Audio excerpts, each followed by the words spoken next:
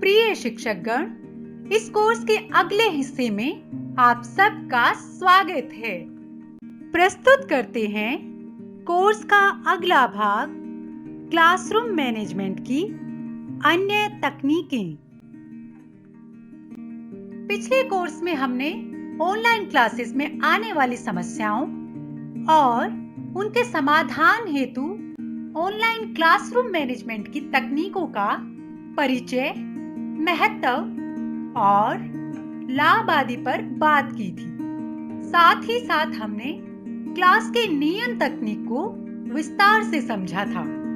तो अब हम इस कोर्स में अन्य तकनीकों के बारे में भी विस्तार से जानेंगे। इस कड़ी में अगली तकनीकें हैं अभी करें यानी डू नाउ और हाथ के संकेत यानी हैंड सिग्नल्स।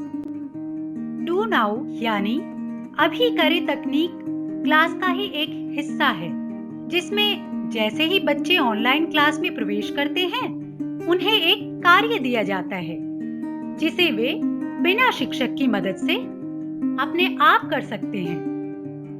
डू नाउ तकनीक को इस्तेमाल करने के कुछ तरीके इस प्रकार हैं, जैसे पहला, क्लास में पढ़ाए जाने वाले विषय का परिचय देना।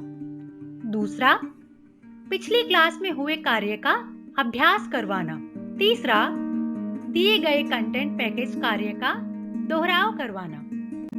आइए अब इस तकनीक डू नाउ यानी अभी करें के प्रयोग करने के लाभ जानते हैं। जैसे पहला, जब तक सभी बच्चे क्लास में आएंगे तब तक यह तकनीक क्लास में उपस्थित बच्चों को सक्रिय रखने में मदद करेगी।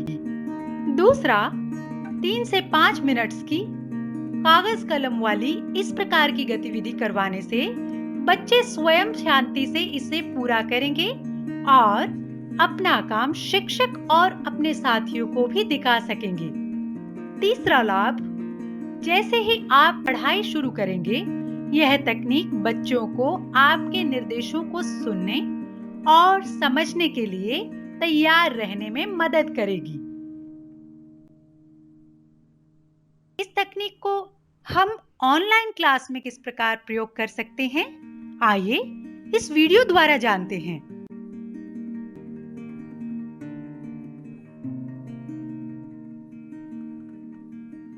तो अभी मैम के पास आपके लिए एक टास्क है। आपको इस पिक्चर में जो जो दिख रहा है उसको आपको लिखना है। 5 things that you can see in this picture. You have 2 minutes to do this. 2 minutes में 5 चीजें जो आपको इस पिक्चर में दिख रही हैं वो आपको अपनी नोटबुक में लिखनी है। And the time starts now. Tejas, can you tell me another thing that you can see in the picture?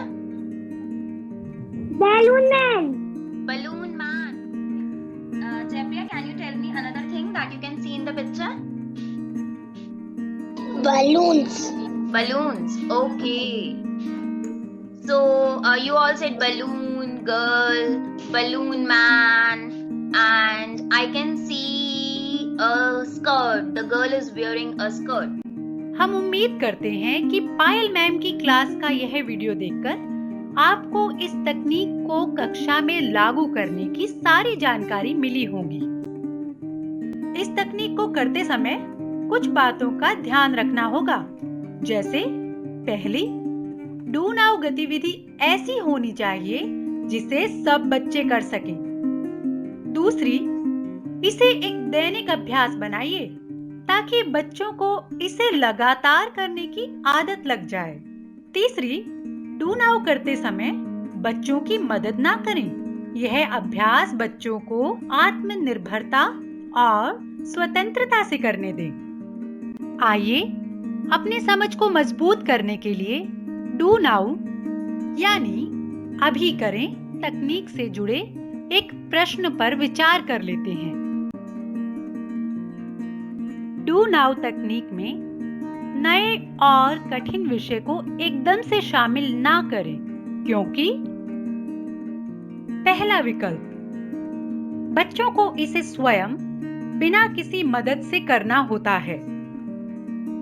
दूसरा विकल्प, यह केवल आसान और सरल विषयों के लिए है। तीसरा विकल्प, इसका उद्देश्य पिछली अवधारणाओं को याद कराना और संशोधित कराना है। चौथा विकल्प, इसका उद्देश्य नए विषय को प्रस्तुत करना है। इस प्रश्न का सही जवाब है विकल्प 1, डू नाउ। बच्चों को स्वयं बिना किसी के मदद से करनी होती है। डू नाउ के दौरान सभी बच्चों ने क्लास ज्वाइन नहीं की होती। यह तकनीक उस समय का सही प्रयोग करने के लिए होती है, क्योंकि इस समय शिक्षक बच्चों को विषय नहीं समझा सकते, इसलिए यह एक तरह से सेल्फ लर्निंग टाइम भी होता है। इसलिए इस समय शिक्षक को कोई कठिन विषय नहीं देना चाहिए। तो ये तो थी तकनीक डू नाउ, यानी अभी करें। अब अगली तकनीक के बारे में हम हमारे शिक्षक साथी राशि से जानेंगे। अब बात करते हैं अपनी आखिरी तकनीक, हैंड सिग्नल यानी हाथ के संकेत की। हाथ के संकेत यानी हैंड सिग्नल तकनीक एक ऐसी तकनीक है जिसमें बच्चे और शिक्षक ऑनलाइन क्लास को बीच में बिना रोके ही किसी काम को कर सकते हैं। जैसे हाँ या न वाले सवालों के जवाब जानने के लिए बच्चों की सहमति, असहमति और समझ को हाँ या न के रूप में जानने के लिए। इस तकनीक का इस्तेमाल शिक्षक क्लास के नियमों और निर्देशों को याद दिलाने के लिए भी कर सकते हैं।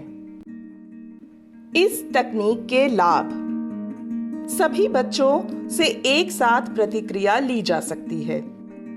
दोहराए जाने वाले नियमों और निर्देशों को बिना व्यवधान याद दिलाया जा सकता है।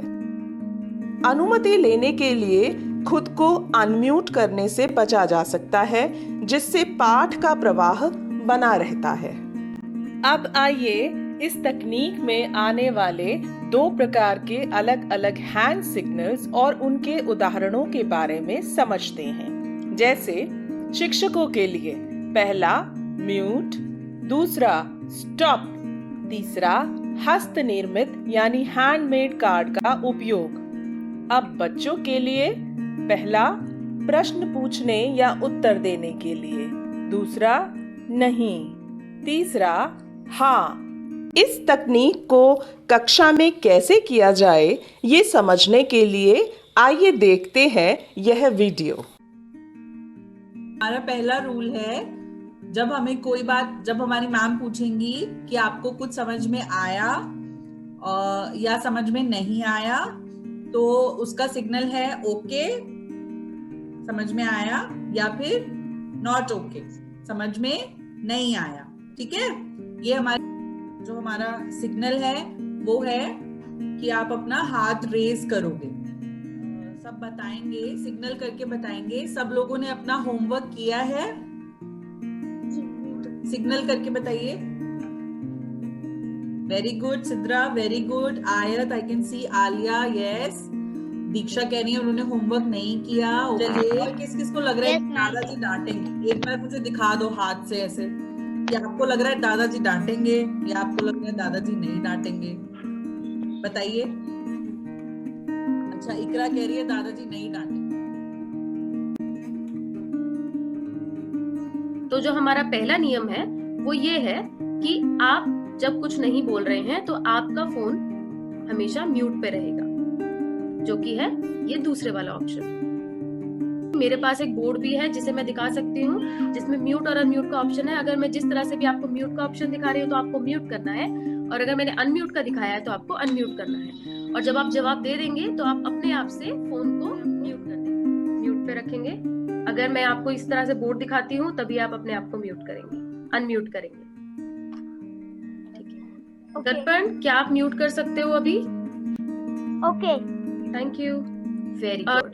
ठीक है, दर्पण क्या आप मुझे बता सकते हैं अनम्यूट करके कि हमारी क्लास शुरू होने से पहले हमारे पास क्या चीज रेडी होनी चाहिए?